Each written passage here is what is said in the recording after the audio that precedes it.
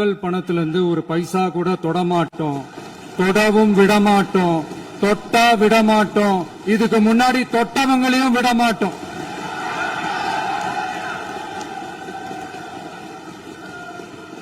ஒவ்வொரு ஊழலா வெளியில வரும் போலே ஒவ்வொரு வேஷமா கலைஞ்சிரும் போல இங்க இருக்கிற நிறைய பேரு நடுங்கி போய் இதுல நம்ம மேல அவதூறு வேற. இப்ப புதுசா ஒரு வெப்பன் ஒண்ணு கொண்டு வந்திருக்காங்க. அது என்ன தெரியுமா? அவங்க தயவால தான் நம்ம ஆட்சி நடக்குதாம். மக்கள் தயவால இந்த ஆட்சி நடந்துகிட்டு இருக்கு.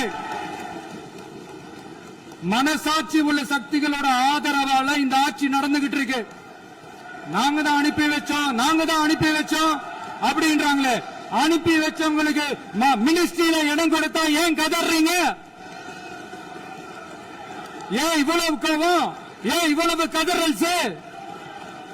இதுல இன்னொரு முக்கியமான விஷயம், மார்க்சிஸ்ட் கம்யூனிஸ்ட் கட்சி நமக்கு ஆதரவு கொடுத்தது சுயேட்சையா எடுத்த முடிவுன்னு சொல்றாங்க.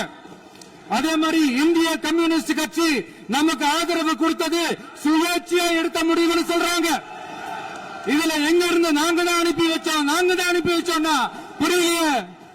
மக்களுக்கு நல்லா புரியும், எல்லாத்தையும் தெளிவா பார்த்துக்கிட்டு இருக்கிறாங்க.